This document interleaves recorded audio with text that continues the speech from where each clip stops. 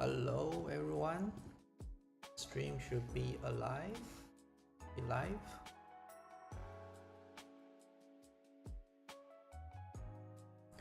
And thank you everyone for watching.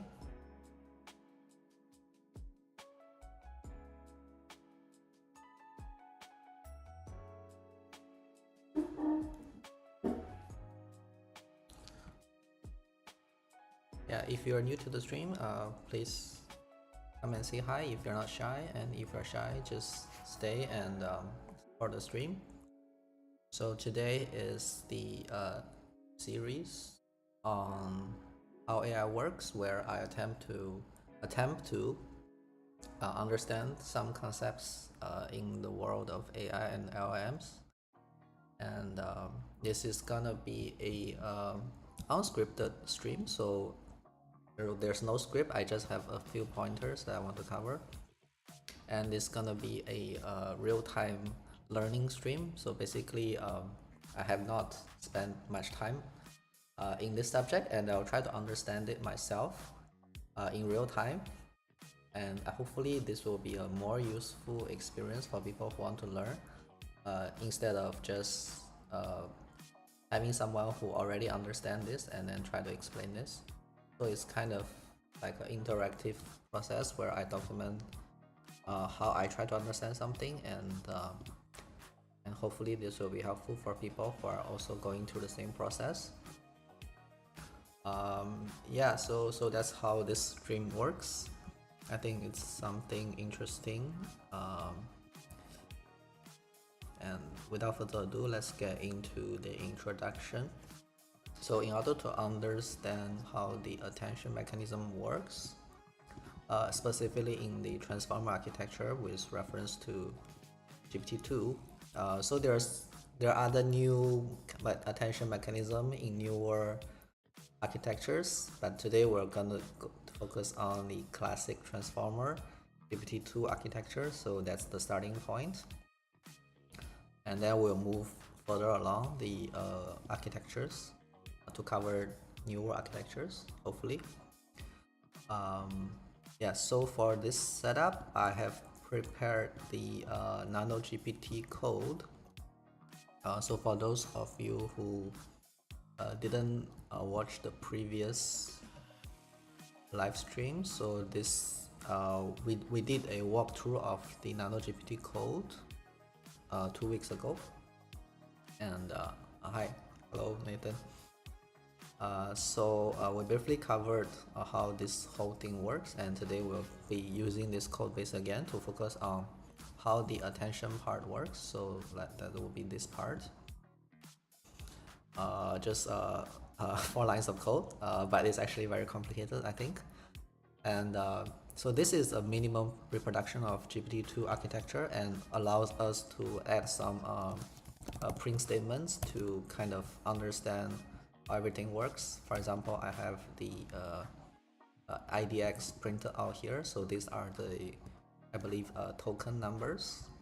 So if I just run the code, I can see, exactly how these tokens are being generated, so we can understand what's happening behind the scene and understand how the model is working and how everything internally is working by just printing out the tensors. So I think this is a very good way to learn how it works just by looking at the code. So that's the setup on the nanoGPT side. I've also prepared some resources. I have some documentation online that try to explain this concept. I think I found 2 that are quite popular. And then obviously I need some OpenAI tokenizer, I think in the later stage or in the early stage to explain concepts related to tokenizers. And then I also have the some PDFs as reference, and this is the attention is all you need paper. So these are all the resources I've prepared to try to understand it. Yeah, so that's the introduction that I have, and I also covered the nanoGPT setup. So we've covered both of these.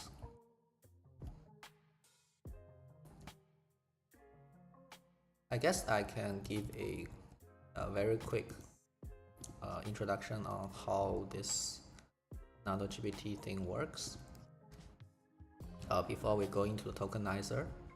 So basically we run a script called sample, and this sample script basically takes in an input.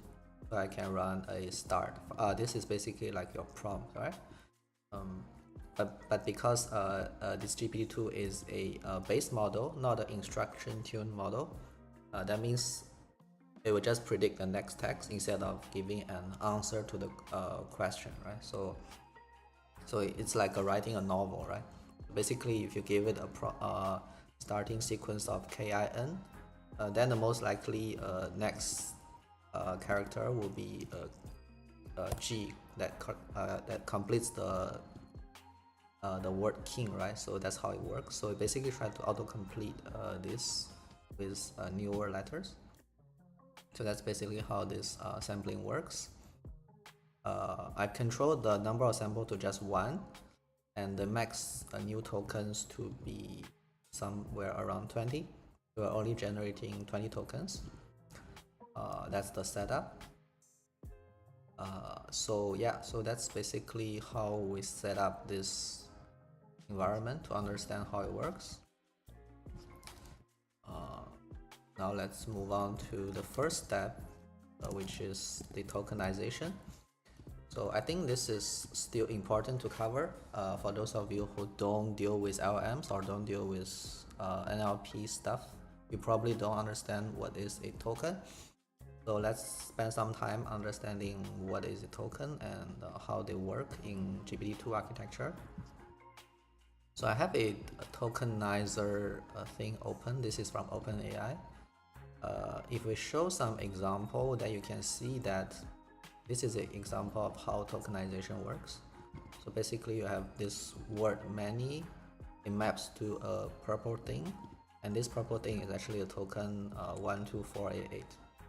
And then you have a space words that maps to a new token, and this token ID is 06391, right? So basically that's how it works. Let's say if we remove everything and just have words, you can see I think this should give you the same tokens. So let's check. Yeah, so this will give you the same tokens, 1348, and then because these are all words, so they all correspond to 6391 token. So this is basically how we can tokenize like a sentence into tokens, and token IDs are what the model sees, right? So if we come back and look at how this code works, it basically reads the file, and then I've added the print statement start here. Let's say the start is KIN, and we can see the start ID is actually 23, 47, and 52. These tokens are the result of tokenizer. Obviously for this specific example, we're using a very simple tokenizer just to tokenize the Shakespeare's work. It's not the actual tokenizer that GPT-2 uses, it's a simplified version. So we have all these characters from English vocabulary, 65 in fact. And then we basically just treat each letter as one token, right? So if we come back and see the K is 23, I think it's just because it's the 23rd letter here, right? So you can see here it's the 23rd letter from the bottom of the screen here. And then we have the I, which is 47. That's just because the I is the 47th letter in this sequence, right? That's basically how we map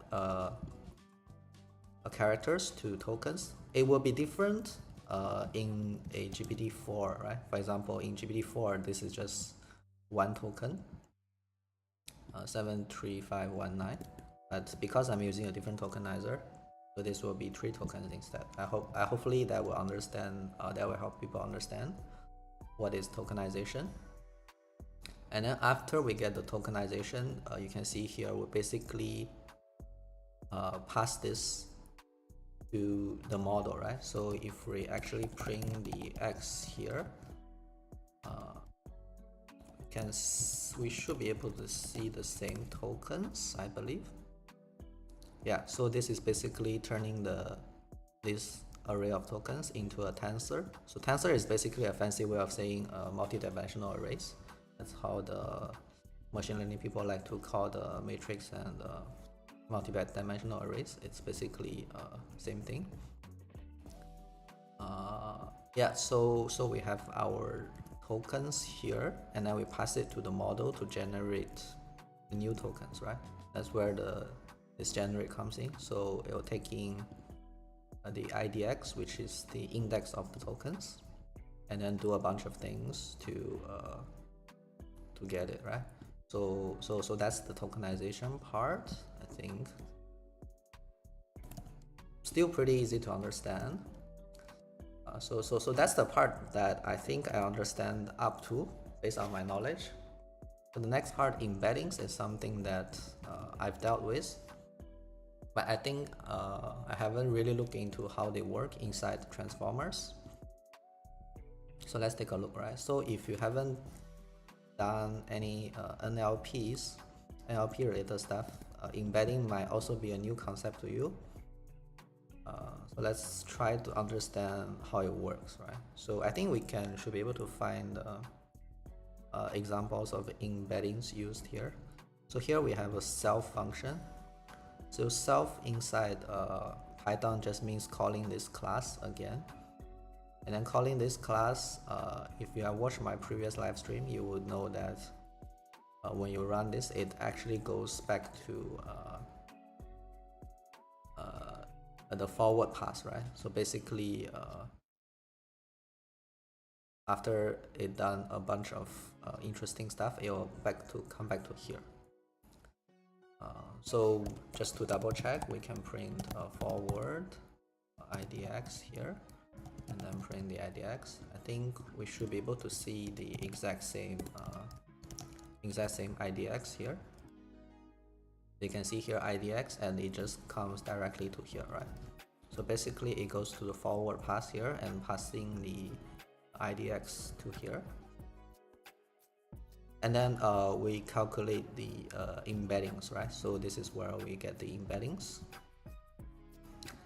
We have the embeddings for the tokens. So that's the TOKEMB, that stands for token embeddings.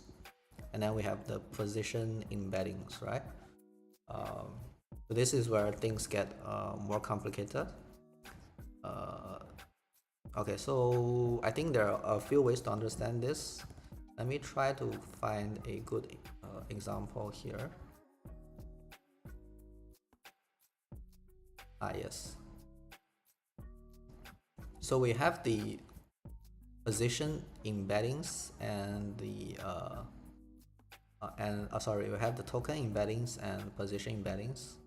I think if you somehow add them together, you get the input embeddings, right? So positional embedding can be learned or fixed. Okay, good to know. So basically we have something like this. We have the token embeddings and then positional embeddings, and we just do a simple like scalar add, right? That means that we just add the numbers here. Based on this PDF is saying that we can just add negative 1.57 to 0.8 and get back 0.77. Okay, that seems a little bit too easy, but you have to think that this is like a long array, right? A long array, so there might be like thousands or millions of numbers here. So maybe that makes sense. Let's actually understand this here to see if that's actually what happens, right? So looks like it is indeed just doing a scalar addition of two tensors. If we print the embeddings here to inspect what they actually are, we have the token embedding and positional embedding, and then we print the sum.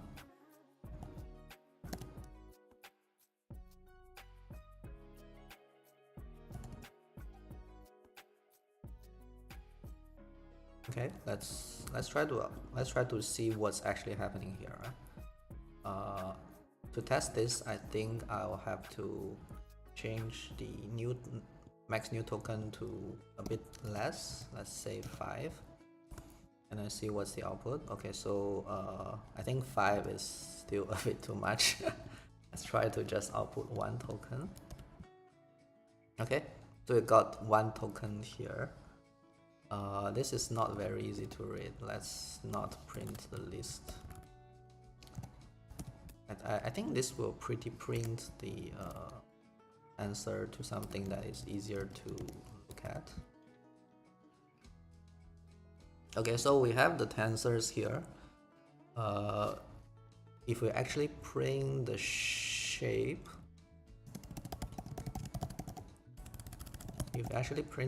here, we should be able to see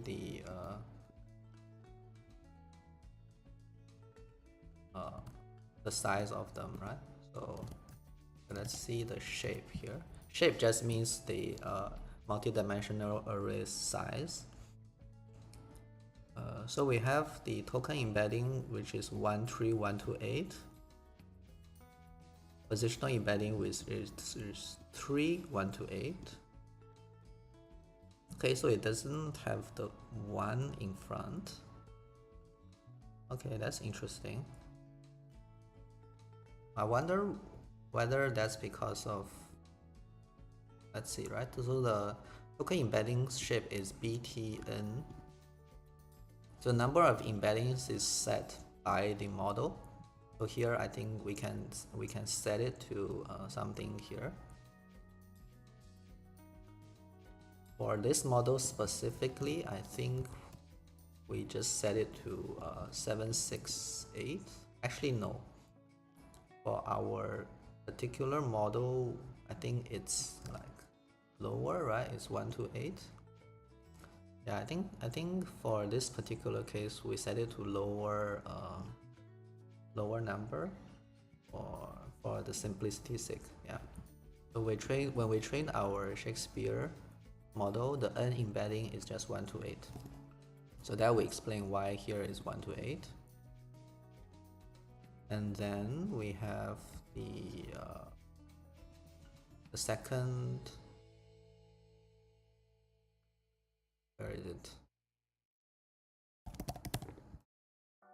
We have the second term t, right?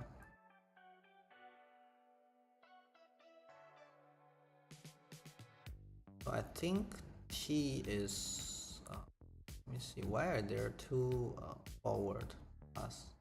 This is the forward pass.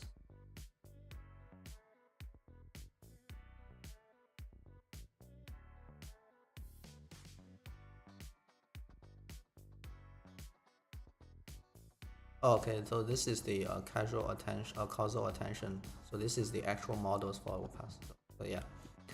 So let's see the t, right? Actually, the t is just the sequence, right?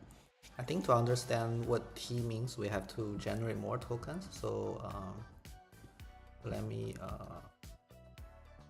just duplicate this, comment out this, and then just print out the shape. I think if I print out the shape here, we should be able to understand what t means quite easily.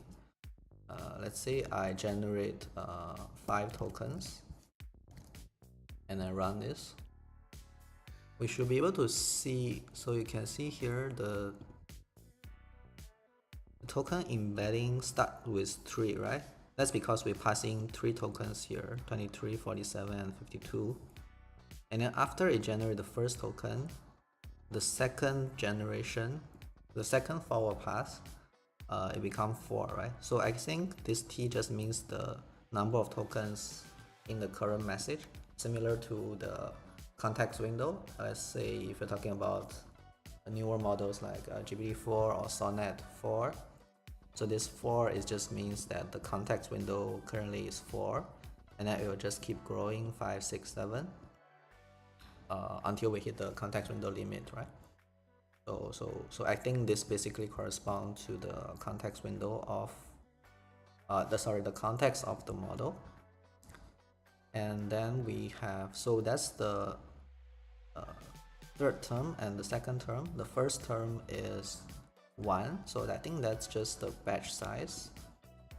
So for batch size, we don't really need to talk too much about it. It's more of a machine learning thing. But when you run a model, it's I think always 1. The batch size only changes when you are training the model, right?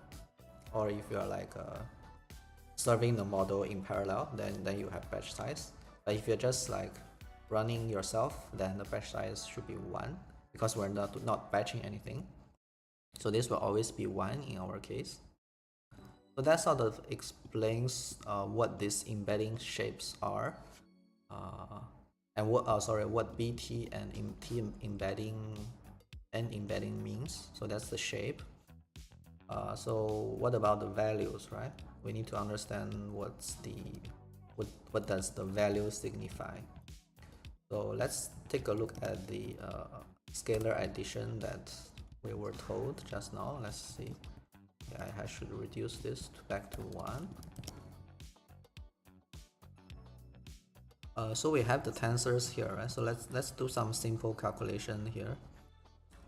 This one is negative something to the power of -2. This one is to the power of -1, and then we add them together is -1, right? So that means it's actually a scalar addition. Looks like it's actually a scalar addition. Let's find something else, right? So this is 0, 1, 2, 3, 4, 5. So the number 5 here is -1. Then we have 1, 2, 3, 4, 5. Okay. Let's do some simple calculation here. So we have -1, 2, 5. This is -2, so we need to,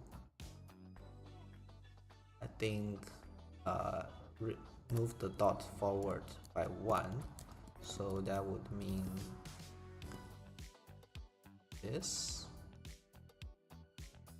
1, 2, 3, 1, 0, 1, 2, 3, 4, 5. Sorry, this one.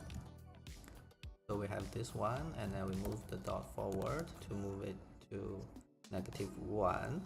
Now we have 1, 2, 3, 4, 5. Oh, sorry, 0, 1, 2, 3, 4, 5. This one.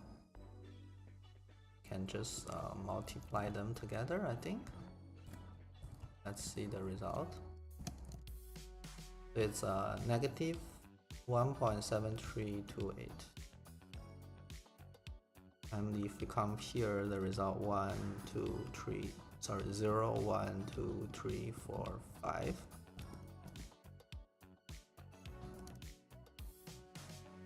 Is it the same?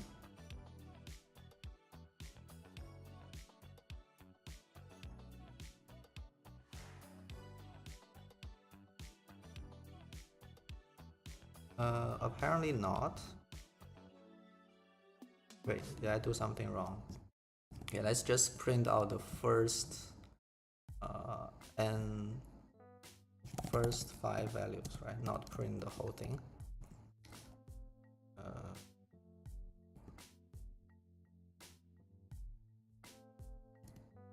I think this is the correct syntax.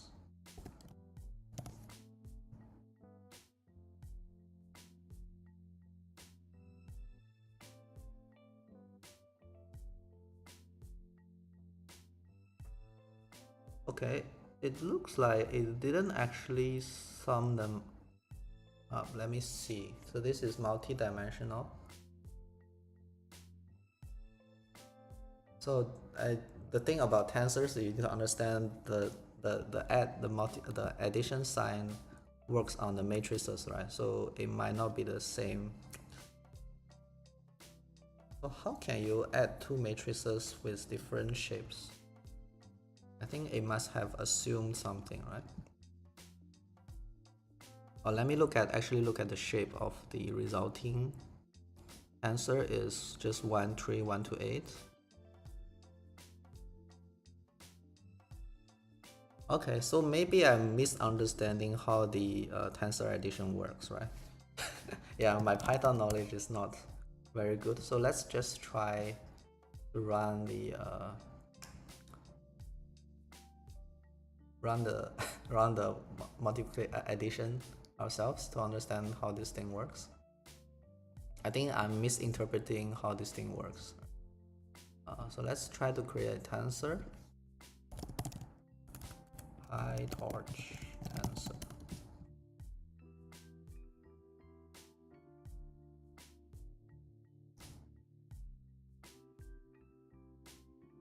So let's try to create a tensor of 0, 1, 1. Okay, torch is undefined, sure. Okay, so this is a tensor of 0, 1, 1. If I add it to tensor of 1, 2, and 3, I should be able to get back 1, 3, and 4, right? So that's the normal addition. But the first one, we have one more dimension than the second one. We have one more dimension than the second one. So that would mean that, so in the first term, we have something like this. And then maybe a second array here. And then the second one have just that. So if we do that, you can see that it's adding each one of them to the first term, right? So that's what I thought would happen. So basically you have two things here, and then this will add to each one of them. So 1, 2, 3 is 1, 3, 7, and 1, 2, 3. Okay. What about the case where the first layer is just 1, but then the second layer is more?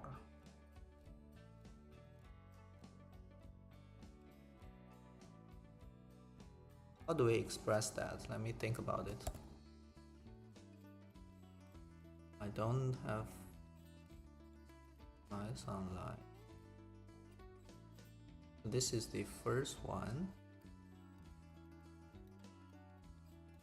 How do I construct the same thing as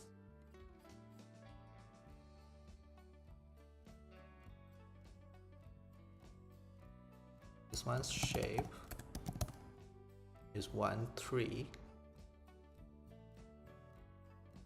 How do I get let me think.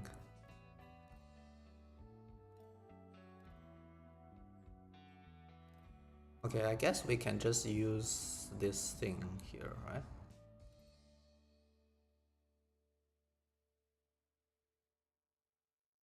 One, 3, 1 to 8. 1, 3, 1 to 8. 1, 3, 8. Okay. So I think this will give us a 2, 2, 3. Yeah, this will give us a 2, 3. And then we replicate this. So this is 2, 3 plus 2, 3. And then we add one more in front. Now this will become 1, 2, 3. And then this will become 2, 3. So this is the scenario we're talking about here, right? And then if we add them together, we can see something interesting here. Let's say we change all of this to 2, 2 and this to 3, 3, so we understand what's actually happening.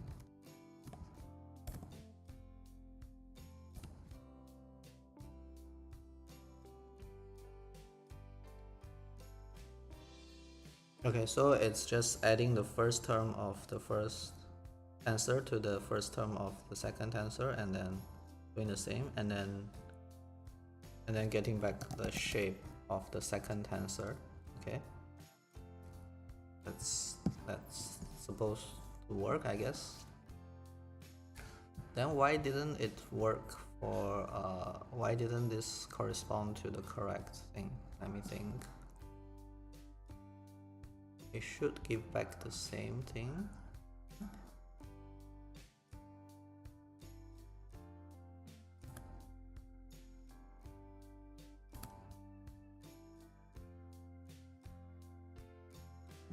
Okay, let's try to regenerate just one of them.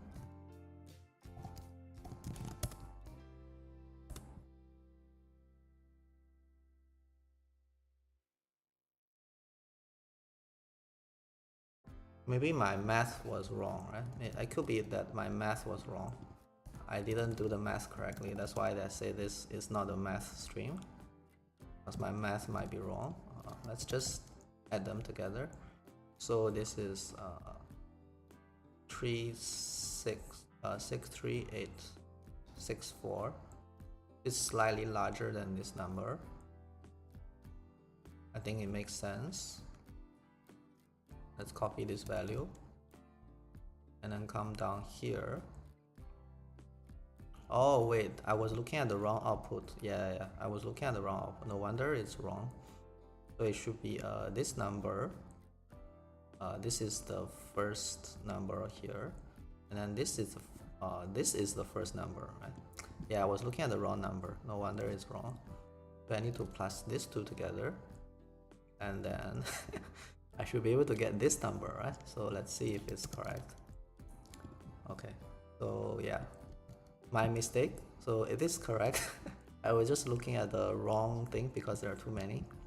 So indeed, we just add the token embedding with position embedding, and then we add we get back the sum, right? And it's auto casted to the shape of the larger matrix.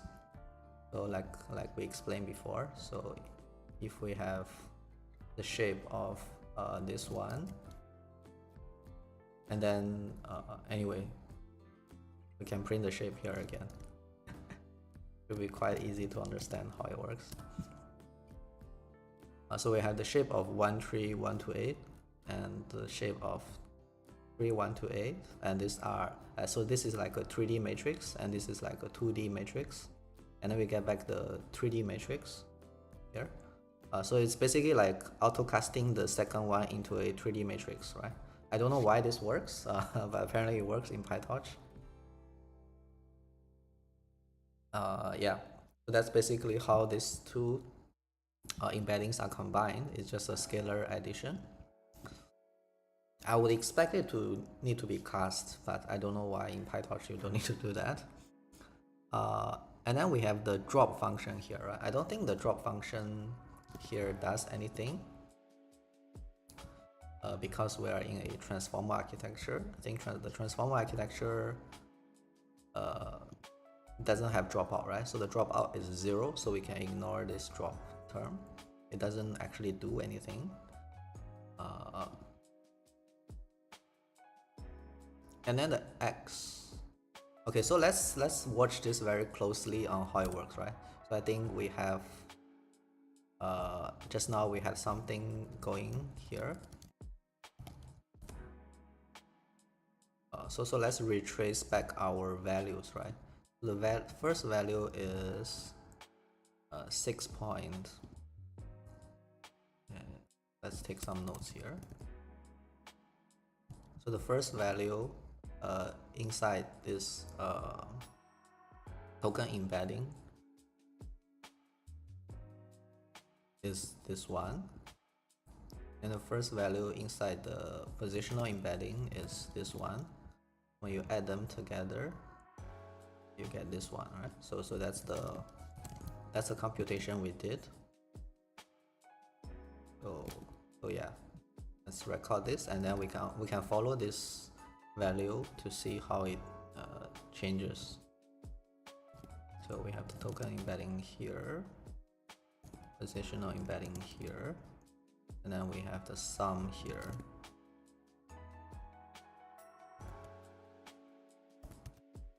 Okay, and then we apply a block.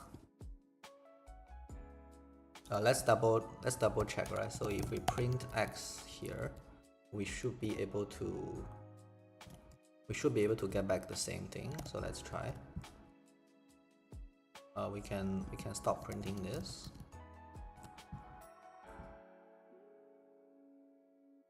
So the x here is still 1.1 by something, right? So it's still the same thing here. Okay. And then we do a block of x. So let's see what x becomes, right? So I guess, yeah, let's do this and see what x becomes. So the x is 1, 3, 1 to 8. After the block, okay, so there's a lot of printout. So we can see the value seems to be decreasing a little bit. In fact, let's print out only the first term. Only the first, maybe just the first term.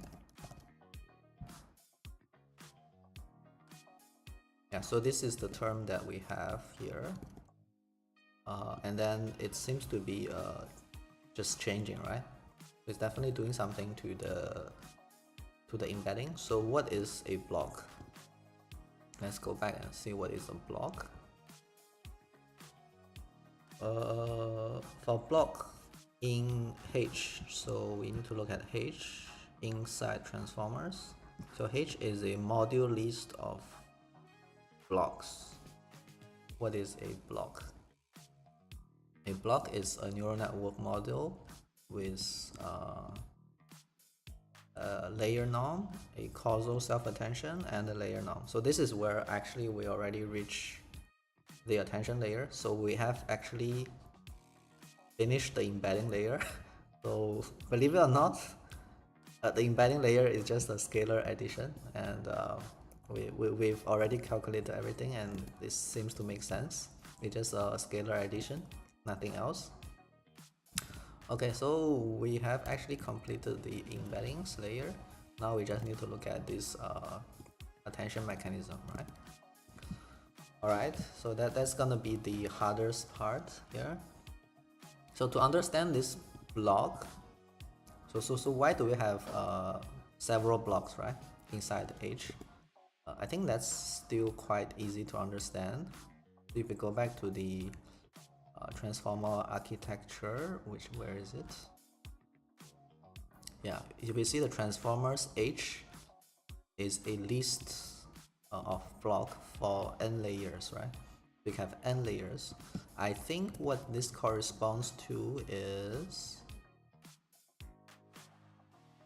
here. So you can see here, right? I think we can draw some parallel here. So for each block, we have a layer norm, we have a tension layer, and a layer norm, and an MLP, right? So these are just some machine learning terms to transform the input. And then here we also have the attention, norm, attention, norm, feed forward. So yeah, I think this is, if you're looking at the input, yeah, so this I think is something like this. So we repeat n times, so each block is like this, and then we repeat n times. Yeah, I think this is what we're looking at. Let me double confirm by cross-referencing.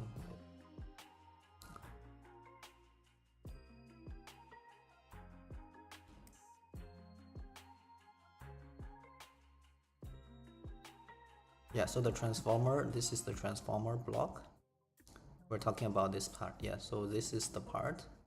We have a layer norm, we have a attention, dropout, and the second layer norm, feed forward, then dropout.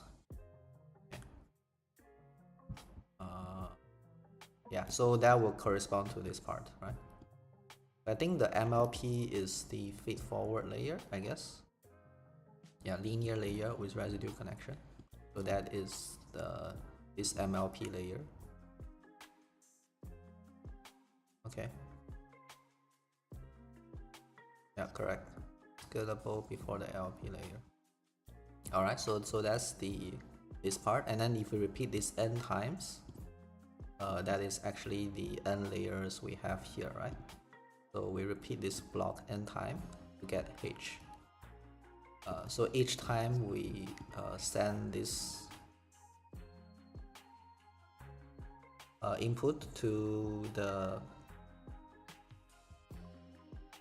attention, it will just go through the same process n times, right? So that's basically what it's doing. So it's going through this process n times. But I think what we care about is within each time what is happening, right? So we know this process has been repeated for n times, and then each time it's just a LayerNorm attention and a LayerNorm and MLP. So the LayerNorm and MLP is very basic machine learning stuff, so I don't have to go through them. You can read about machine learning stuff by yourself. So what we're interested in is the attention mechanism, right? So let's take a look at this. Before that, we look at the forward function, so how this calculates. So if we have an x, and it's just x plus self plus attention with linear norm, and then MLP with the second linear norm, okay? So let's see here, right? So if we print x here, print x here, we should be able to see the x being transformed here.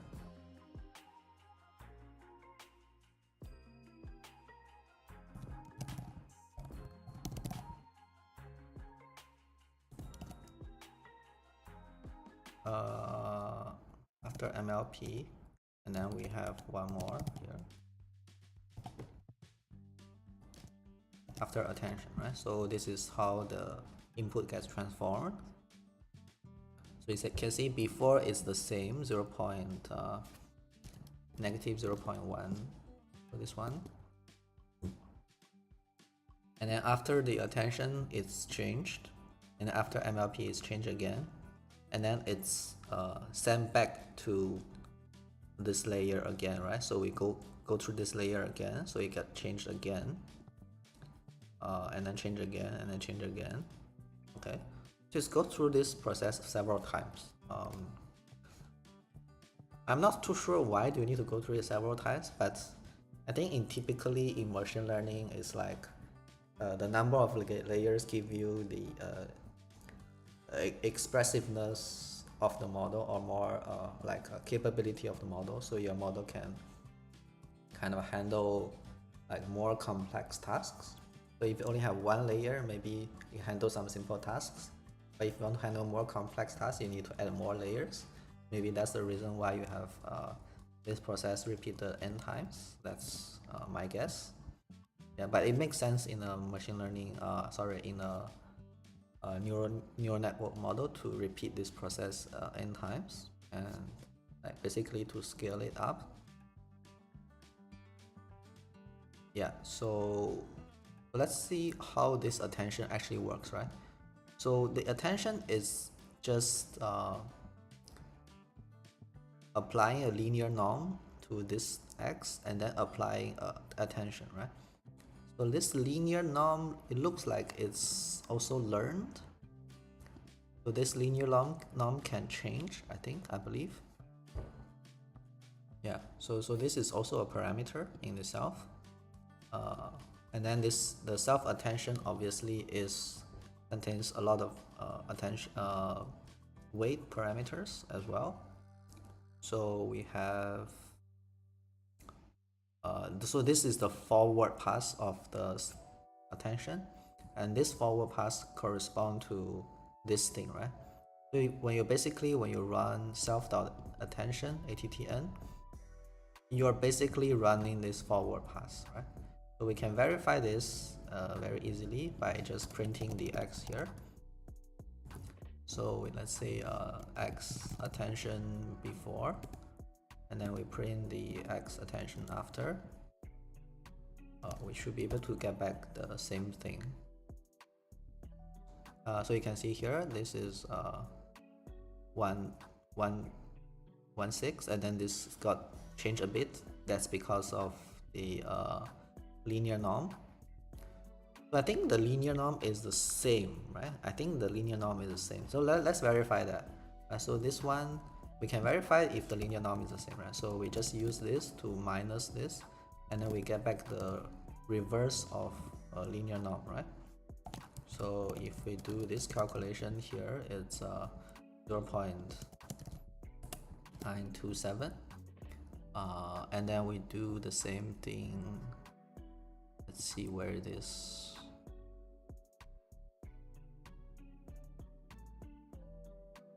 Okay, this is a little bit hard to read.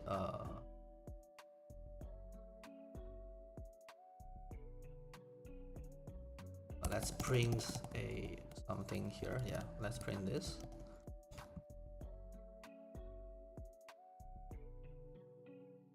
Okay, so we have the second one here, 0.74 something.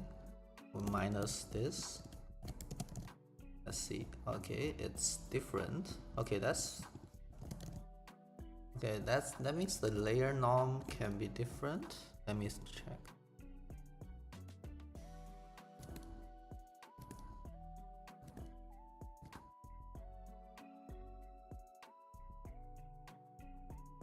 Oh, wait, this is different layer norms. Let me think about this. This is block. Yeah, for each layer, the layer norm is different. Yeah, so that makes sense. So for this two, because this is two different layers, the layer norms are different. But if we repeat, we generate the next token, the linear norm should be the same, right? So let's try to understand this more. So now we're generating one token. We generate two tokens.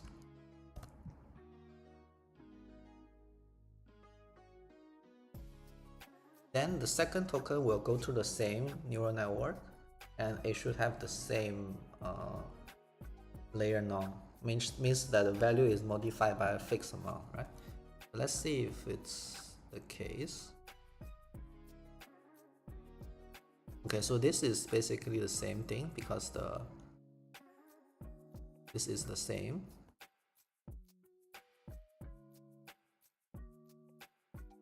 Oh wait. This is the new thing that added. Wait, this is 1, 2, 3, 4. This is 1, 2, 3, 4. Oh, this is still 4 layers. Huh. Why is this 4? Okay, let me check. What is this 4? I think the 4 is the number of layers that was used to train this. Let me go back to my README to understand. Yeah, so the n layer is 4, so that means the number of block is 4.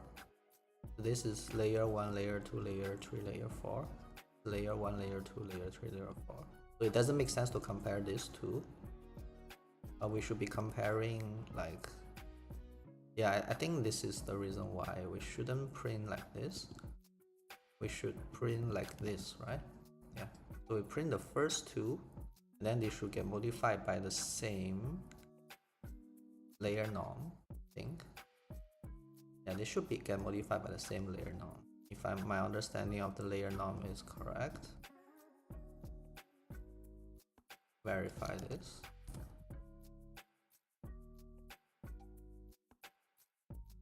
Okay, so we have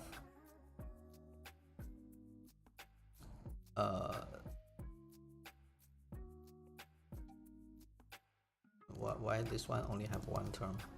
Okay.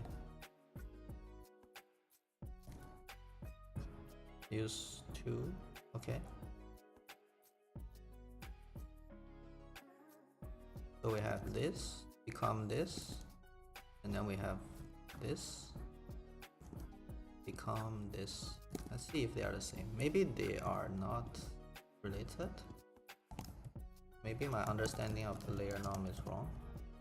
0.377. Yeah, there doesn't seem to be related. Block before. But if we are just applying a layer norm, Oh, this has a weight and bias. Okay. Okay, yeah, maybe it's not a simple like addition. It does some multiplication. I was thinking about bias. Yeah, I was thinking LayerNorm as bias, but it's actually a multiplication. So you can't just treat them as a plus and minus. Yeah, there's some multiplication here as well. Yeah, this is GPT-2. I'm trying to understand it. Yeah, my bad. I was actually thinking about bias. I somehow thought LayerNorm was just bias, but it actually has weight, right? So it has a weight and a bias, and then when you apply it, it just does a bunch of things. Actually, like I think I can find a LayerNorm.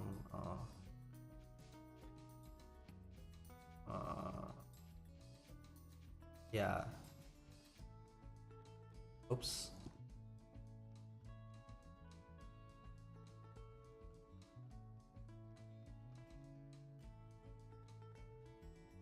Apply a LayerNorm. So this is actually this is the input.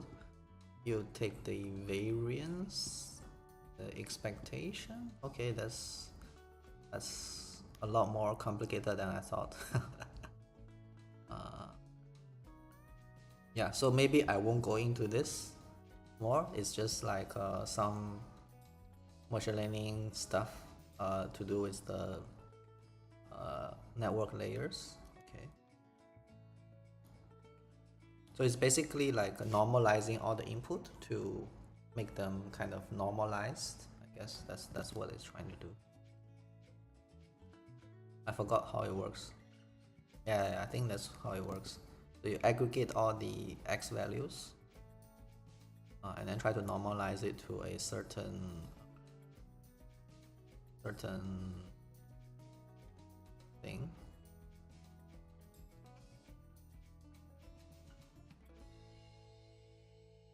Okay. If we try to let's see if we try to print more, then we can see more, right? So maybe let's try to print 10 of them. Then we should be able to see more values and see how they actually work. Instead of printing just 2, let's print 10 of them.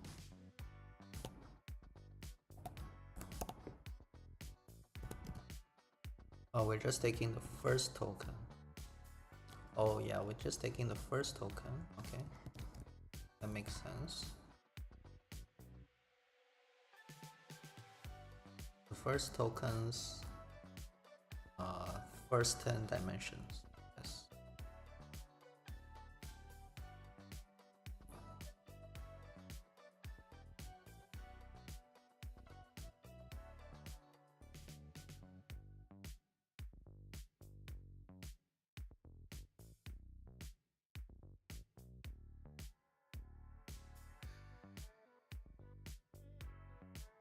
Can we spot some patterns here? I think we do, right? I think we do spot some patterns here.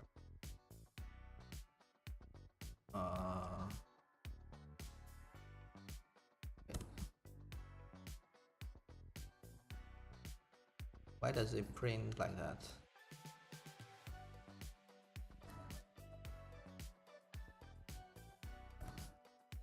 Let's remove the shape.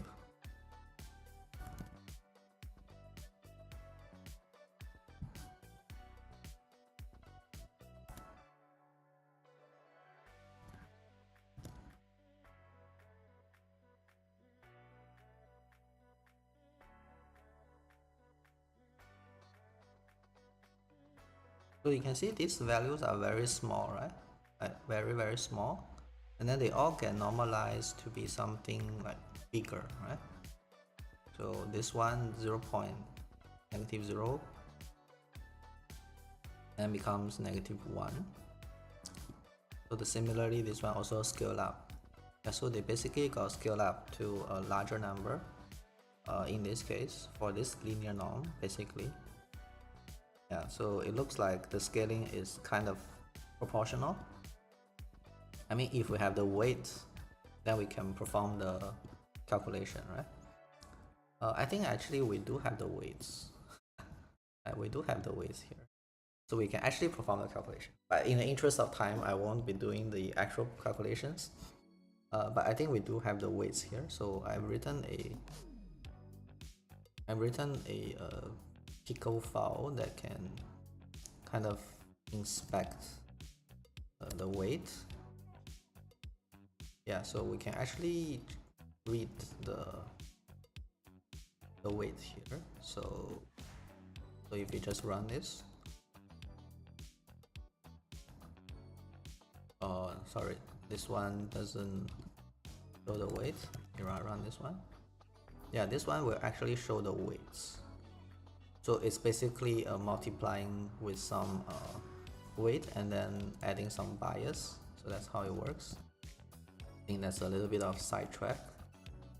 Let's move on to the actual attention mechanism. Let's come back to here. Okay.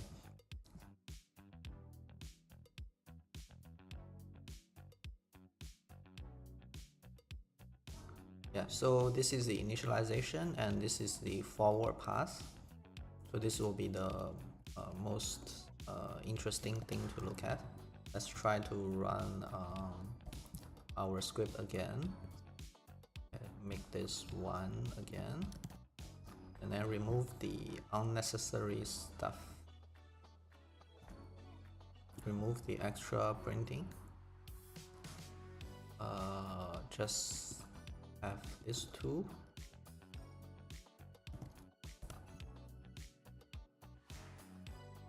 So this is for each block, and then within each block we have this. I don't really like this, so let's do the to list.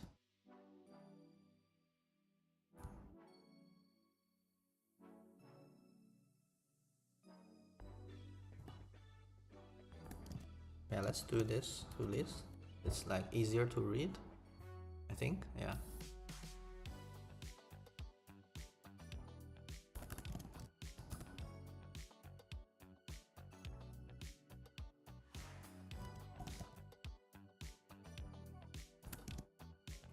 Okay, so 10 is a little bit too much, so let's drop it to maybe 5.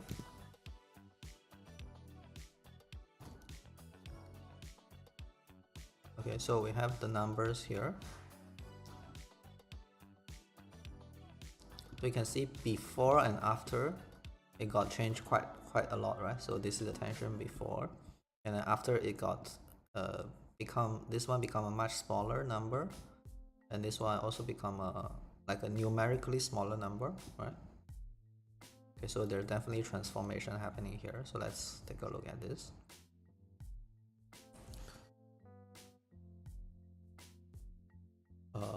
So we need to understand the shape of the X here. So I think the shape is more important to understand here. The shape is 1, 3, 1 to 8. So that's the combined embeddings. So first we got the so here is the QKV, right? So we have the embeddings here that go through C attention. C attention is a linear model.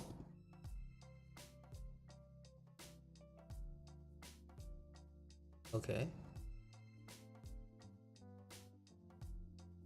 In the batch. Okay. So this is the in out. So input is n embeddings, which is 1 to 8, and the output is 3 times 1 to 8. So that is 384, right? So we have 384 output here. We have 384 output here. So let's confirm this.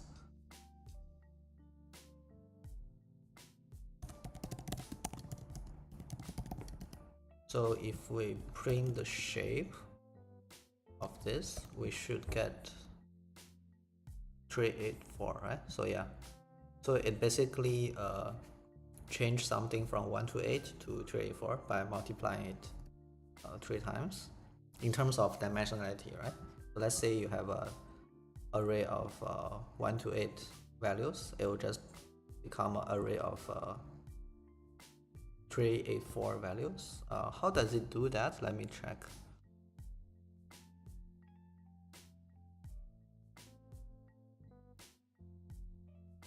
So a linear model, you can have a lower input than output features. That makes sense. So let's check a linear model in PyTorch. I think that does make sense for a linear model to have.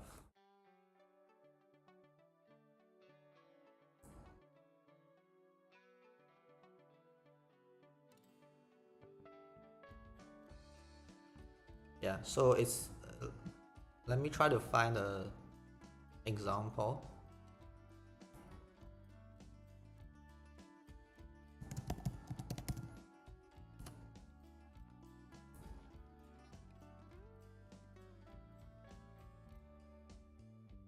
Unfortunately, I can't find a good example. Linear model MLP.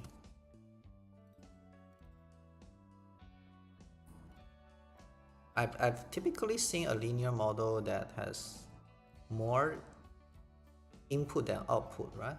So something like this. This is like a linear model with n input and 1 output. But this is a linear model with 1 to 8 input and more output, right? So this is something interesting. Let me see if I can find a better example somewhere.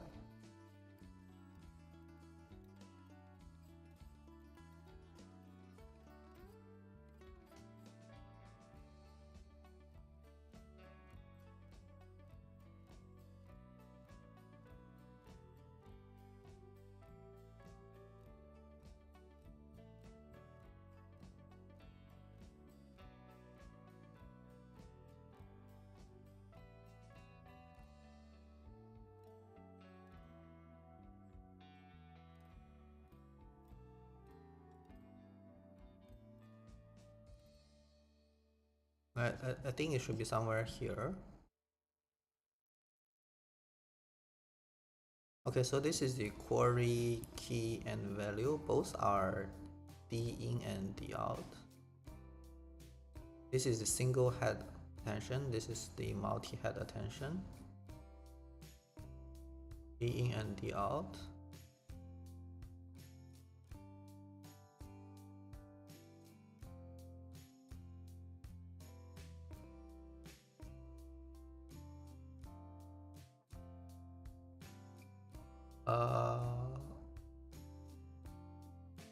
Multi-head attention. What's the difference between multi-head attention and single head attention?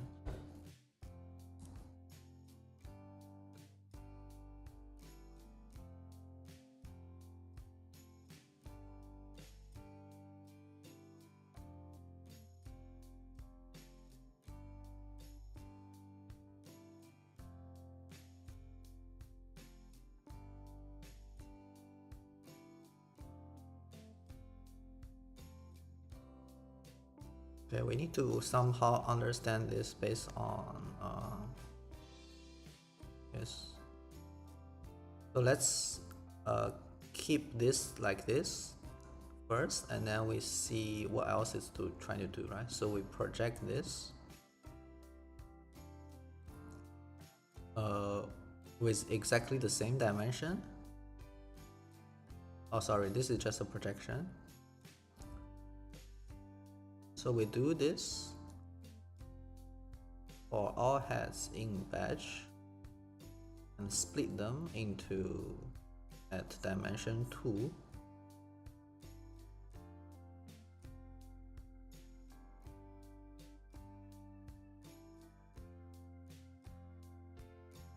Okay, interesting. Okay, maybe we want to print this out and then see how it works, right? So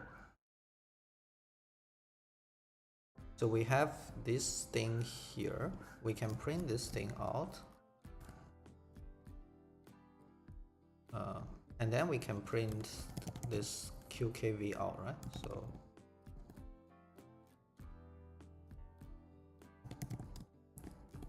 yeah, so we can do that, and let's see what happens.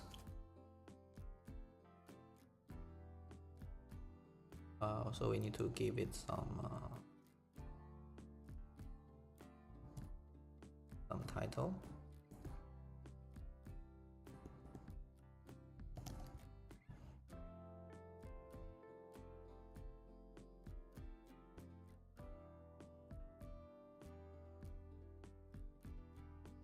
Yeah, it looks like it's just splitting it into 3, right?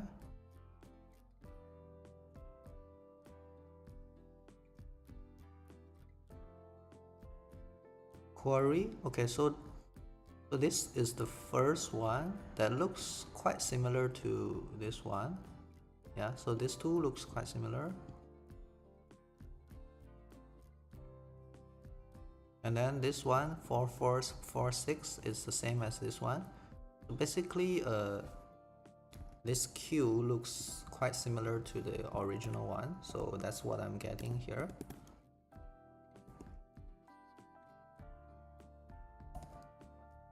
Let's see if it's the same case for the others.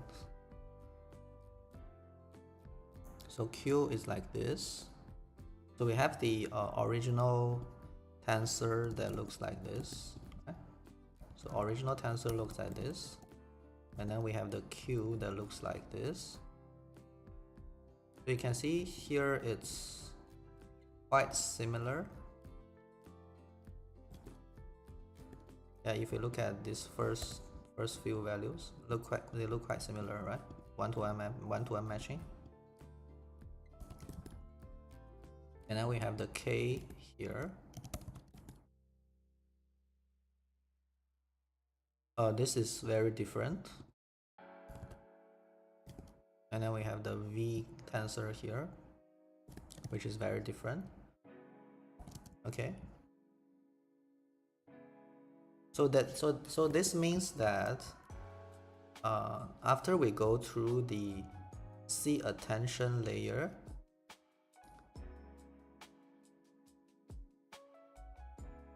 so just by going through the C attention layer and splitting it up into QKV, we already got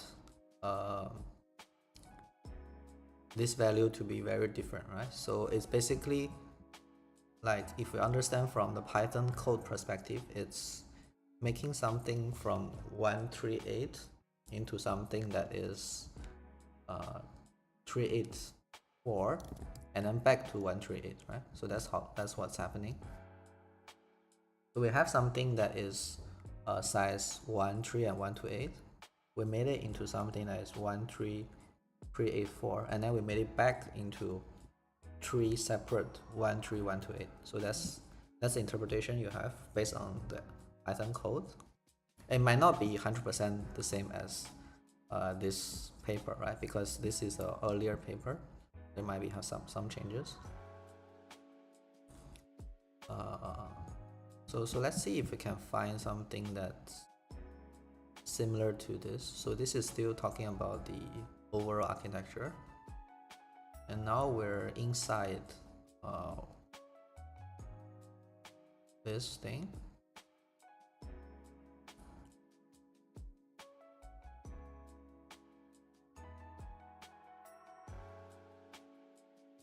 Let's see if you can find a reference to this process where you kind of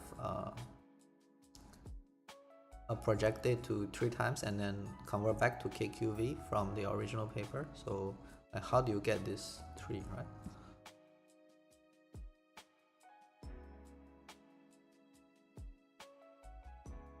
The attention function can be mapping a query to an output.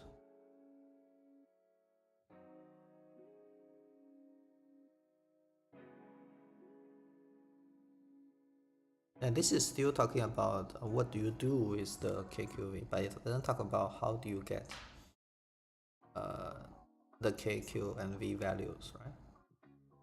So that's seems to be missing here, or maybe it's assumed knowledge. But let's take a look at this PDF instead.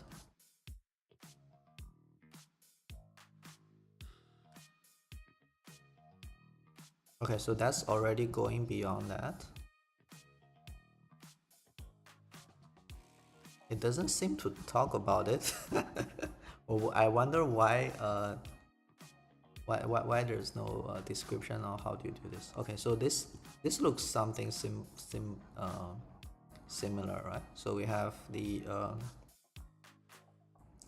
okay, so okay, so each one of this is a linear model, a linear layer that learns separately, right? Yeah, so this is saying that you calculate this tree separately in this PDF. But here inside nanoGPT, we actually didn't calculate this separately, right? We kind of combine them. So we just have one linear model for all three of them.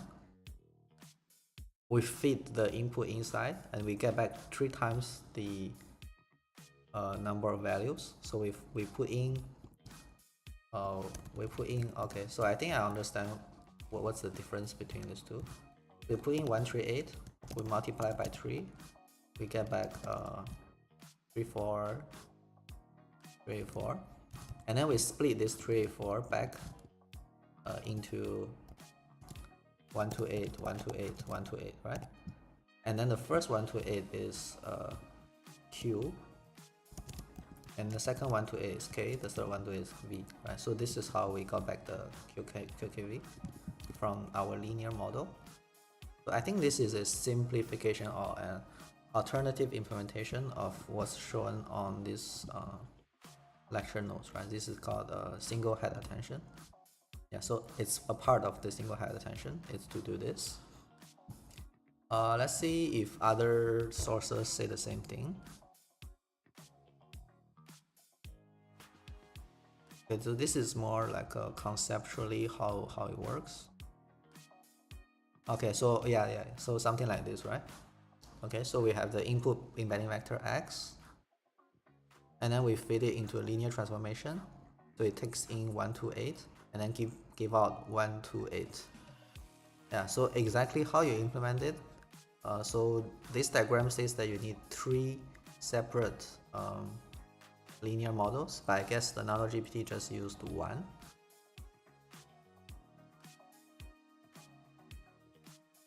Yeah, so I think we understand the first part here. So at least the first part we understand how do we get the initial K, Q, and V values. It just basically either three linear models or 1 linear model, right? So we can do it either way.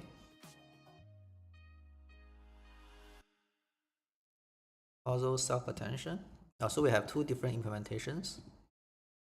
So this one is using the built-in attention computation. So apparently there's a built-in function to do dot product attention. Okay, interesting.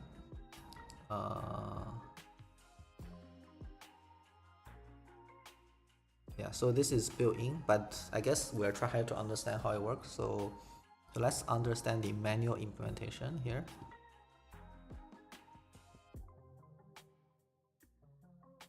So we already got our K, Q, and V.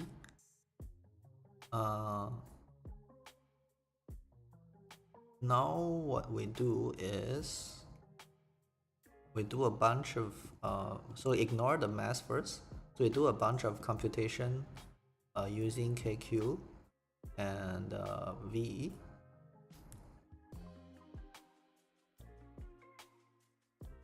And then we get Y, right? And then Y's shape is, what's Y's shape? Okay, let's print the Y's shape here.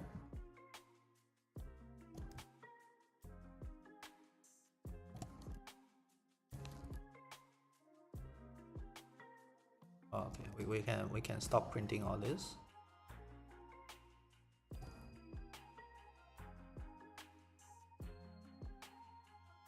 So y shape is still 1 to 8. So it's the same as what we input here, right? So exactly the same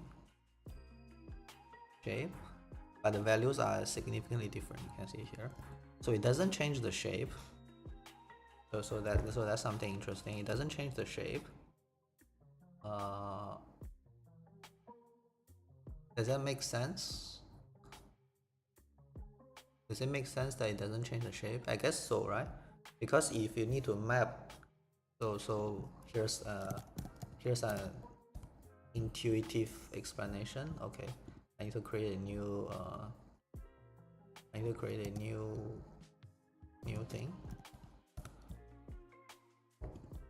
So if we have a token here,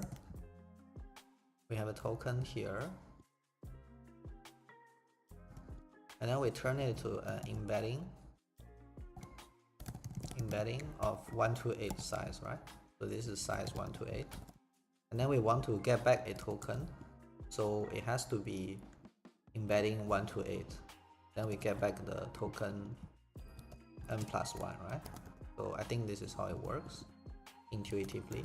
We have the token n, we convert it into an embedding 1 to 8, and then we do some self-attention mechanism or whatever here, attention here. We get back an embedding of size 1 to 8, and then with this new embedding 1 to 8, we can get back the new token, something like that. That's my current understanding.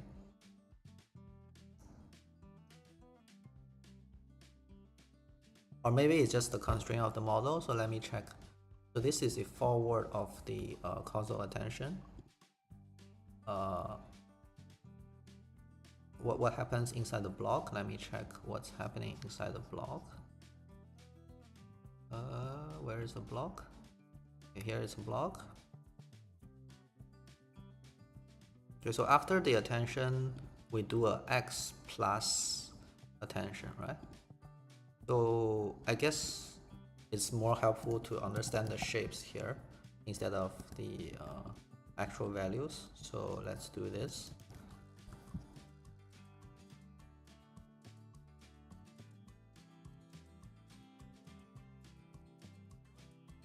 So after attention, it's still the same shape, right? So this doesn't change the shape at all, right? I wonder if it's deliberate or not. I guess it makes sense to maintain this embedding shape.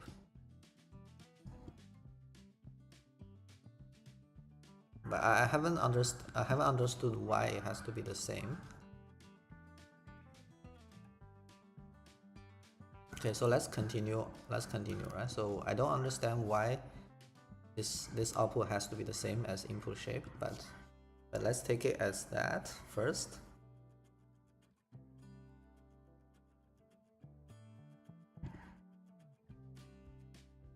Okay, so here's the math on how the attention works. So let's try to understand this math. So it's softmax of q k to the power of t. K is the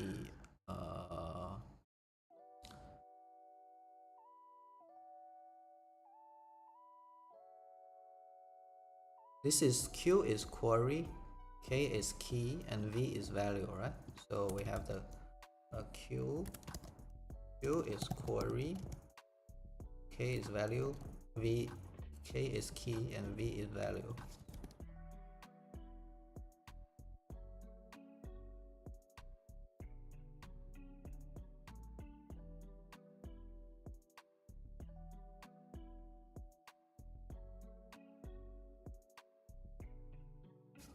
The input consists of queries and keys of value dimension dk and value of dimension dv.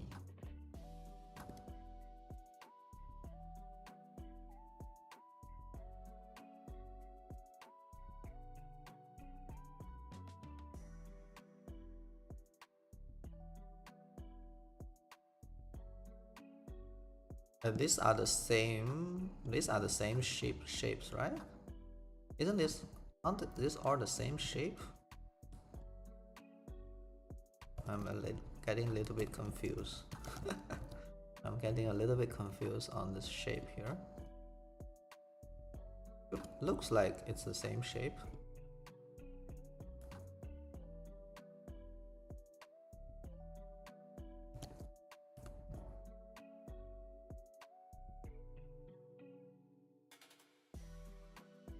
Oh, it's different. Oh, but they're all the same anyway.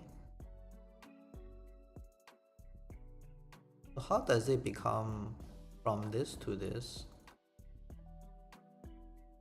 Oh, this is just some operations here. So let's see, right? So there's some change in the shape here. So it was 13128, but it got changed to this. Is it the same? 4 times 3 times 32. Oh yeah, it's the same. So it's just recasting the values.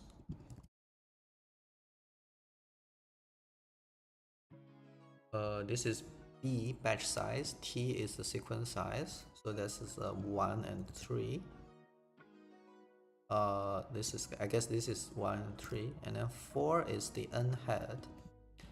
Okay, so the n head is a configurable value which we configure to 4, right? I guess this is the number of heads for the attention.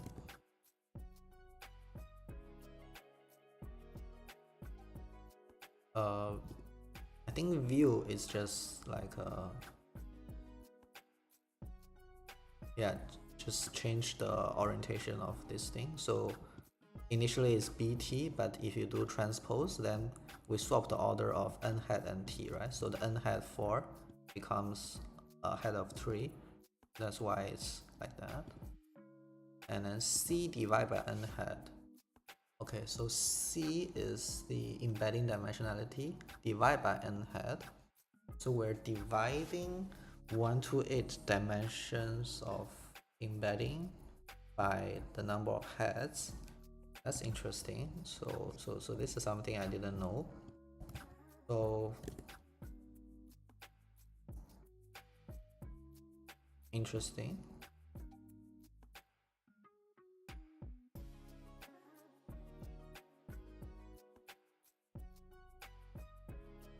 HS, right? So we're dividing 1 to 8 by n heads. This is 4, so we get back 1 to 8 divided by 4, which is 32. So what is this process, right? So let's take a look.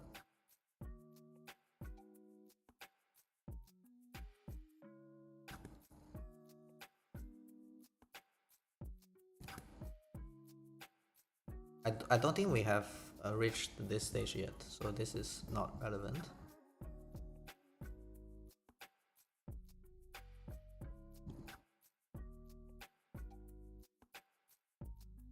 So let's take a look at this. So we have query times keys.transpose attention weight.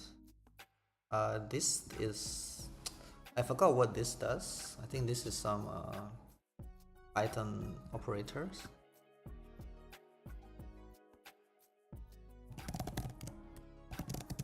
I forgot what this.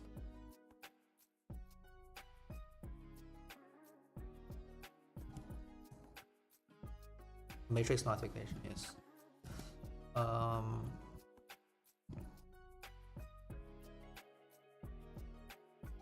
Okay, so query multiplied by keys transposed.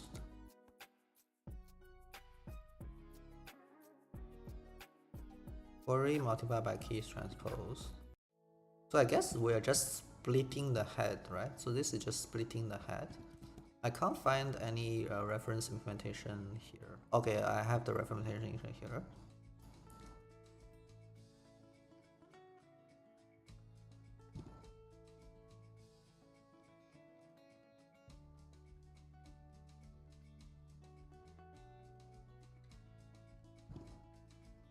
Number of head. So we have the number of head here.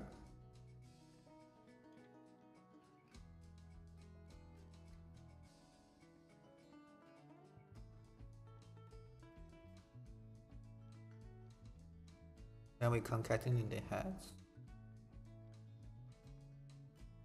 Is this what we're doing here?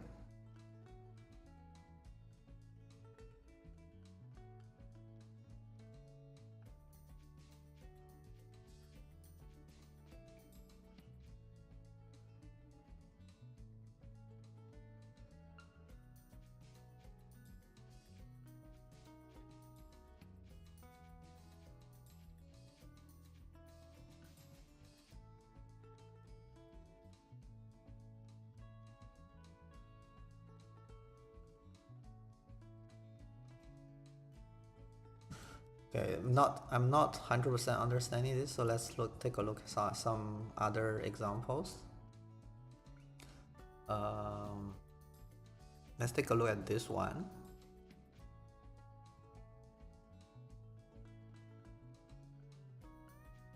So these are weights. Okay, we understand these weights.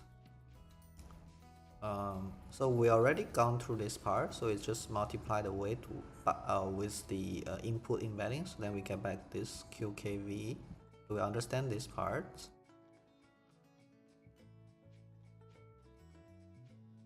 Yeah, so we understand this part. Vectors of K, QKW, D represents each word vector. Okay, two vectors have to contain the same.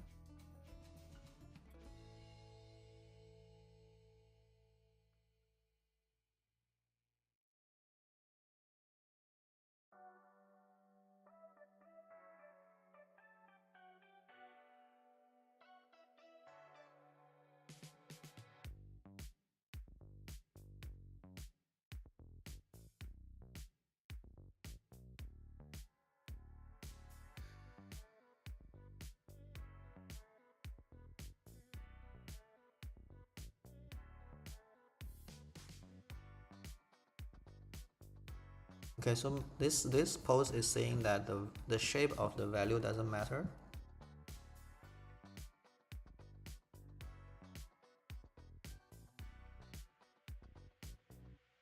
It does seem like it, right?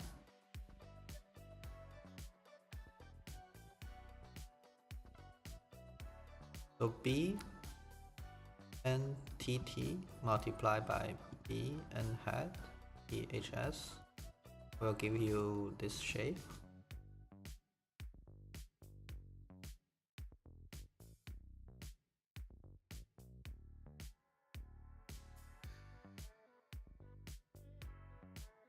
Okay, so let's say we ignore the number of heads and just assume Q and K and query and the key have the same shape.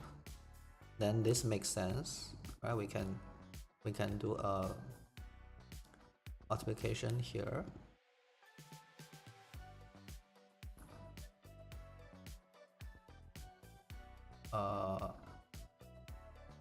Let's comment all this. We don't run this. Let's run the manual implementation. So we can print the shape of this part. We can get this shape.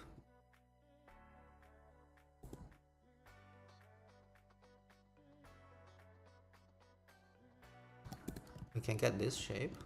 Let's see what's this shape. Huh? Oh yeah, we can't actually print this shape, I guess. Oh yeah, we have to do this. I think this should work.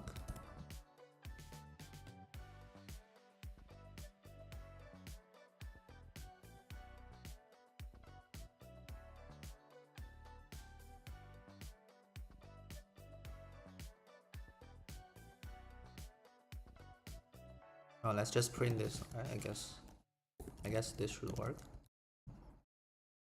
Oh, it still doesn't work.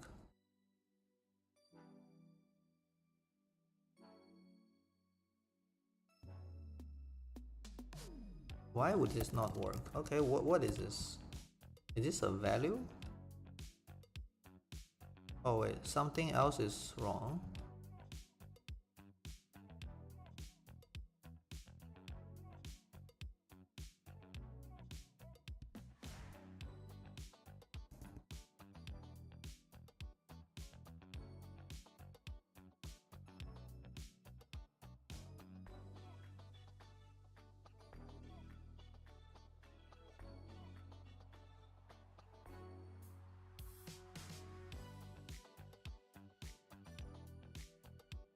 Wait, did this print actually cause it to fail?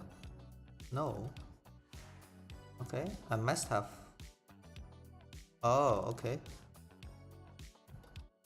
Maybe, okay, so maybe this manual method doesn't work. Okay, so this manual method actually doesn't work. But okay, that's interesting. Well, so it didn't work, but we can print the shape of this thing.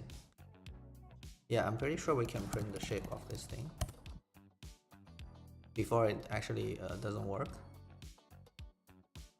So this is 1333, 1433, right? Yeah, that makes sense. So that's TT. So this batch and N hat is 4, and then T is 3, right? So that makes sense. Oh yeah, if we want to, yeah. I think I understand why this didn't work. So I shouldn't do this. So I should set this flash to be false.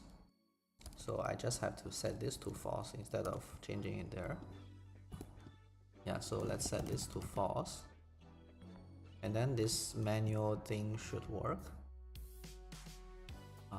Yeah, so then this manual thing can work. Then we print the ATT here. Now this should work. Oh, it doesn't work. Okay.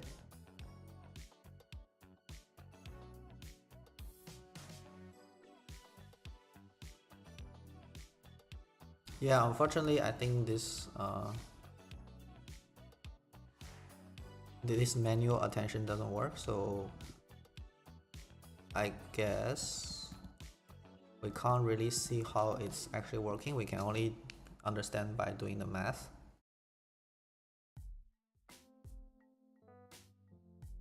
Transpose. So we understand this is TT. And then we take the square root, which is what's written here. So we take this, divide by the square root of dk, k dot size. What is k dot size minus 1? I'm quite curious about what is k dot size minus 1.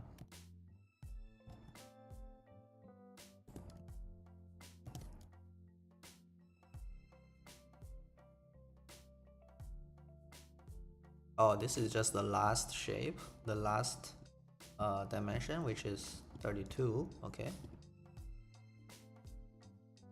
So we have this times this, which gave us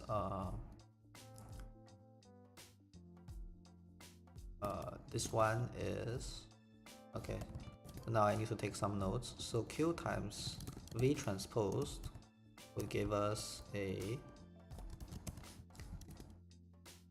ENHTT, right? So that is E is batch size, which is 1, N hat is 4, and then each one of these is 3, so that is 3 and 3. T is just the number of tokens, right? Because we passed in 3 tokens, KIN, that's why it's 3. So let's say if we pass in 5 tokens, then this will become 5, right? So this kind of depends on the number of tokens. So we use 3 here, so this is 1423. And then we multiply by the square root of k's size. Okay, I guess this is some math thing, right? So you do a square root of case size, which is math dot square root case size 32. Square root of 32 is 5 point something, right? So we divide by 5 point something. Okay, yeah.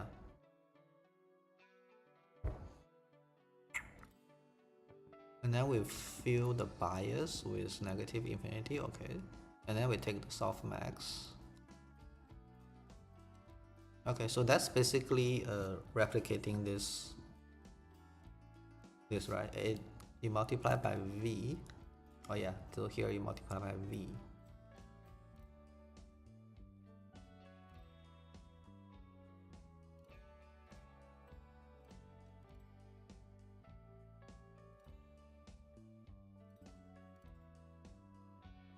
Okay, so I don't really think I have an intuitive explanation of how this works. I think I can understand fully how each step is derived, but I don't think I understand intuitively why we call this query key and value, right? What does this each represent and how does this help with the attention? So I think I have a mechanical or mathematical understanding of how this thing works, but I don't see the intuitive explanation behind a query key and value. So let's see if we can understand that part. So this is still the mathematics part, right? So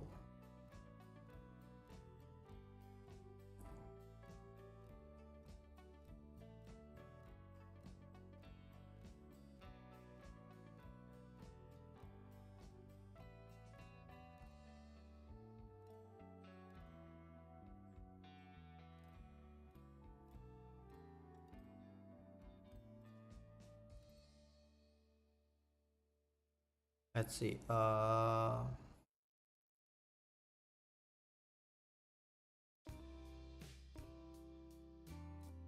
Attention weight. So I think in all the literatures, attention weight refers to Q times T, right? Let me see if it's correct.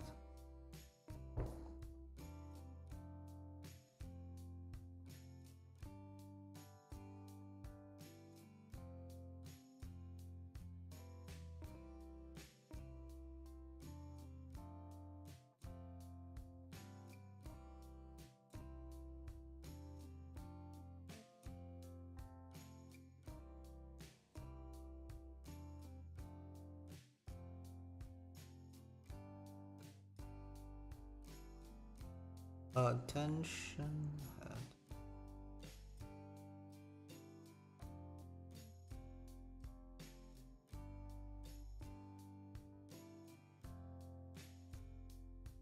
Multi-head. Let's see, this is the multi-head attention. This is a single dot product attention. Linear H. VKQ. Linear and then H. This is the number of head. Right? This is the number of head. So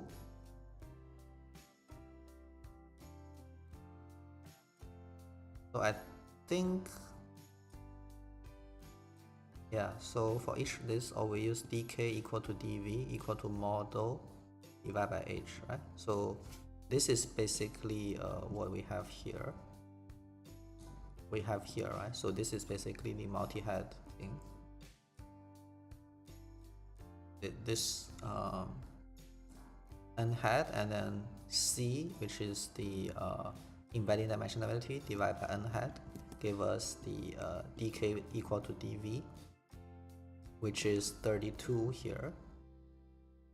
Yeah, so this, okay, so let's tie it all back, right? I think we understand this part. So this 32 is the what the model refers to as dk, right? Dimensionality of Fourier and key dimensionality dk. So that's the dk. This is 32. is because the 32 is because we got it from 1 to 8 divided by n4, right? So that's the decay. So we understand this multi-head thing, and then each head is just attention score, and the attention score is this value, which is just y, right? I think this is the attention score.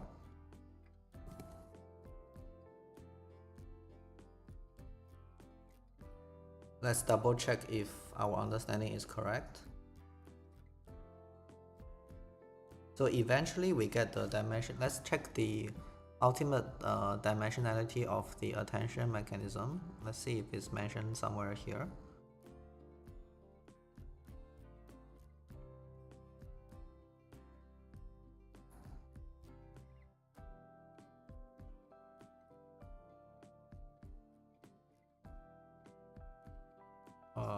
Not here.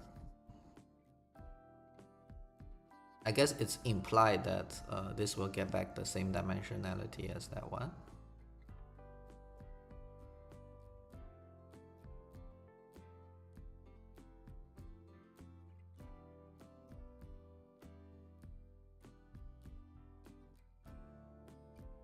Most commonly used, except for linear scaling.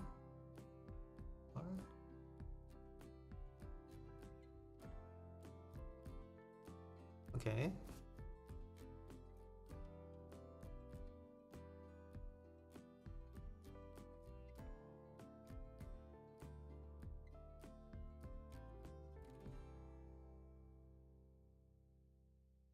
So this is a self-attention, right? So I think we understand the multi-head part, and now let's just focus on the attention part, right? Attention part is Q times K, matrix multiplication with K divided by the size of K.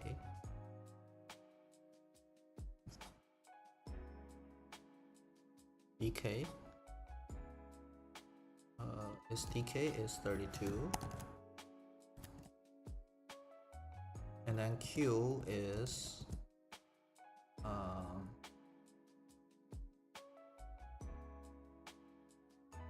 sorry, Q is 1432. Yeah, 14332. 14332. And 3 is the number of tokens.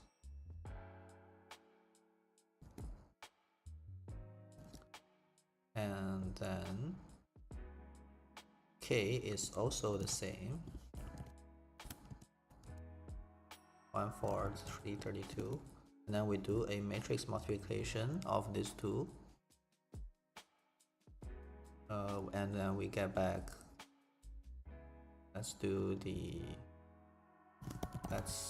comment this out again. Then print this shape.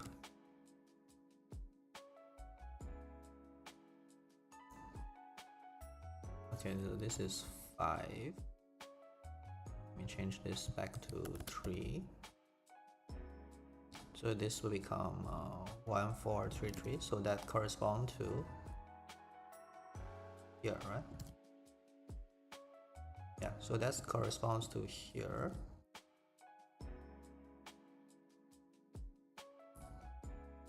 So now we have, so when we do this transpose, the result does not depend on the dimensionality of the embeddings. It just depends on the number of heads, which is kind of arbitrary, and then the number of tokens, right? So I guess, okay, so now it ties back to the quadratic complexity of attention mechanism, I think. Yeah, so basically we can understand this is because there are 3 tokens, right? So when there are 3 tokens, okay, so now something starts to make sense. So when there are 3 tokens, this is what we get. But when we have 5 tokens, like just now we have shown, right? So this is the case where we have 5 tokens, then we get something like this, right? So we have this matrix multiply with this, and then we get back this, right?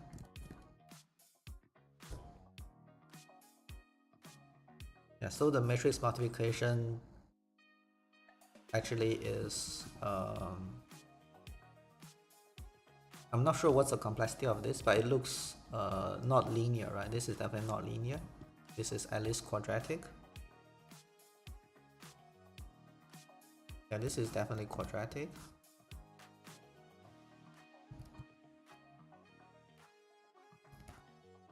So as the number of input tokens increase, this computation gets more increased. But I still don't understand intuitively how this links to the attention mechanism, but at least I understand the mathematics part of it. And then you do a softmax on the attention to normalize all the values to be equal to like 0, right? So that's the point. I think we can actually print some values here just to show the actual value. So we have the attention here, then after we do the softmax, we print attention after softmax.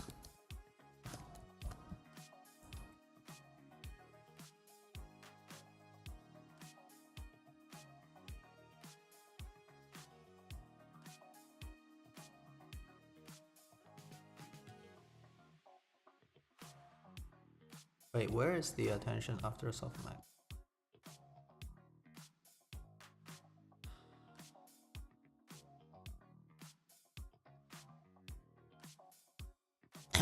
Oh, okay, so looks like we can't run this softmax step because we didn't implement this manually. Okay, no worries. I think softmax is pretty easy to understand. I think we can just read it on our own. That softmax work.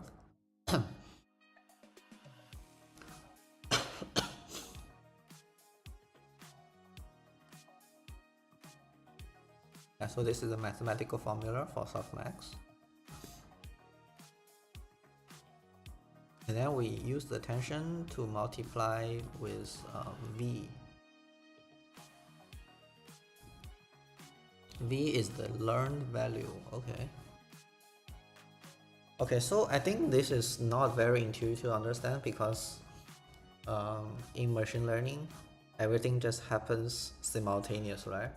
So if you look at this thing intuitively, you would have a query that leads to a key, that leads to a value. But in fact, when you train a machine learning model, they all happen together. So there's no like a causation relationship between query, key, and value. They are just 3 matrices that you link together mathematically with a formula, and then somehow they can represent query, key, and value. Because if you just look at this this code, right, there's no intuitive explanation on why Q is the query or K is a value, K is a key, or V is a value. It's just because the math works, that's why they kind of represent query, key, and value.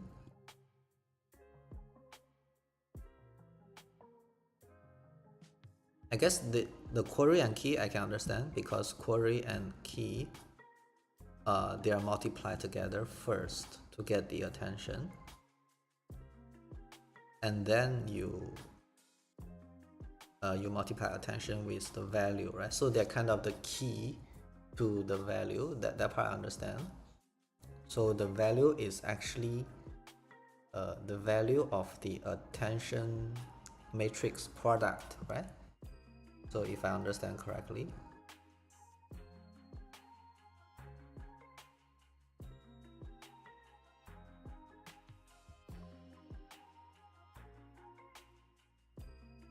Yeah, so I guess intuitively query times K.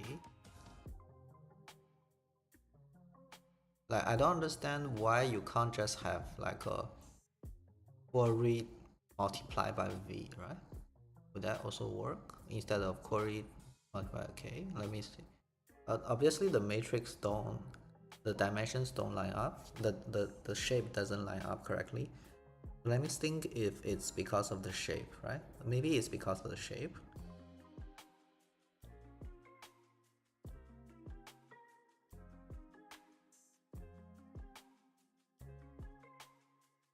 Okay. Okay, so this 2 will cancel out the dimensionality. And then times v, you bring back the dimensionality. Okay.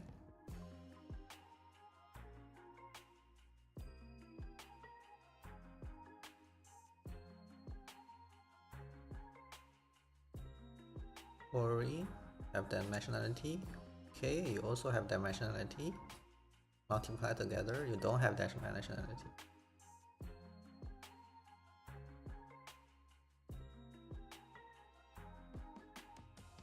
Okay, I think we need to understand what's the K transpose here. I think I'm not understanding this part. Probably the reason why this doesn't make sense.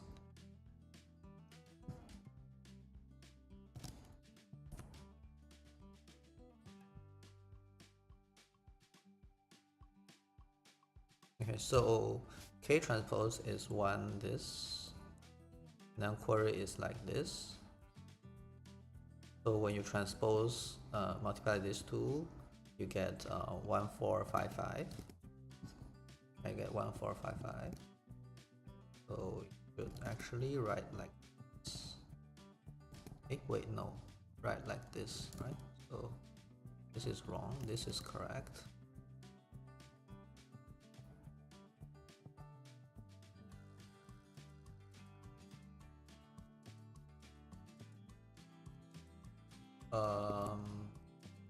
Okay, so let's think back.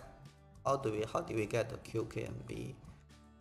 This is just the result of some neural network, linear layer neural network that is learned from the input.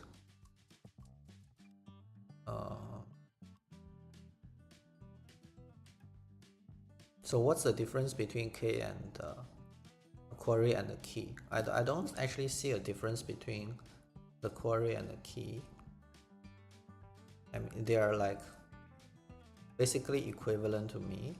I don't really see like why I can't swap. I can call like key the query and Q the key. I guess it doesn't make any difference.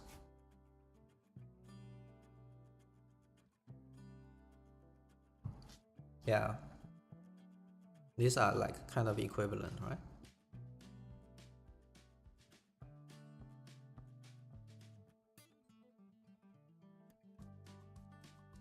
Let's see if I can find a more intuitive explanation.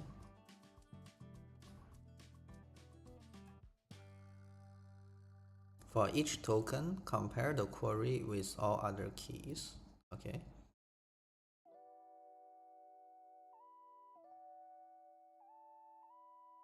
Yeah, you can see here, if you're taking this, multiply with this transposed, the queries and keys are like kind of mirrored, right?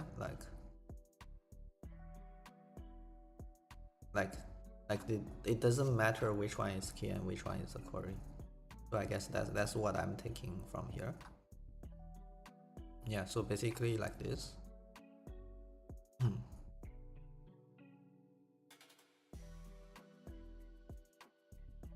And then they just happen to be called a query and keys to make it intuitive.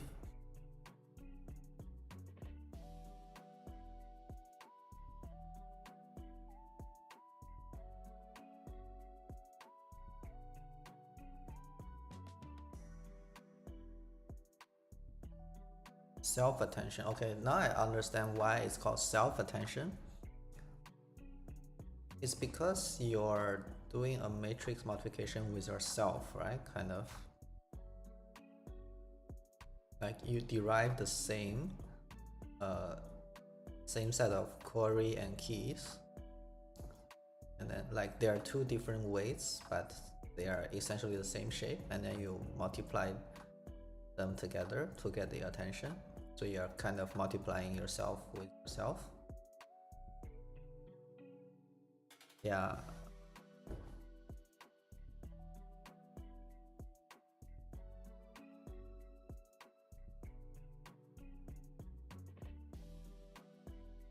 Yeah, this doesn't happen sequentially, right? It's like, okay.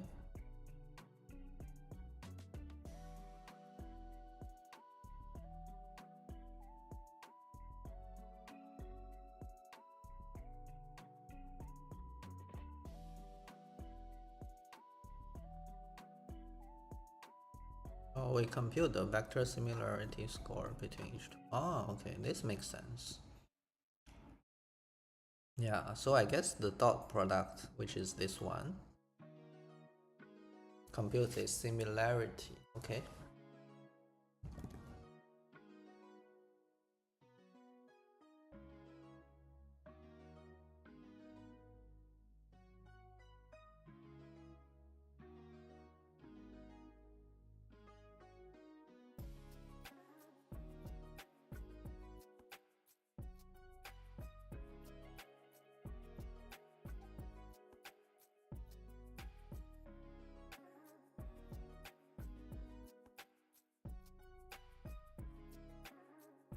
Okay, it's not very intuitive, but I sort of understand why it works. Yeah.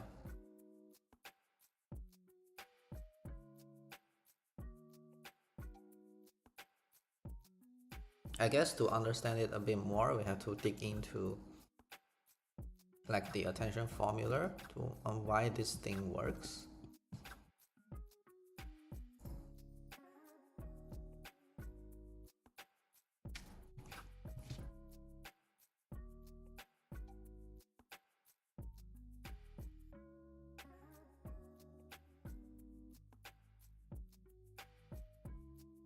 Yeah, okay. I think that's all I want to do for today.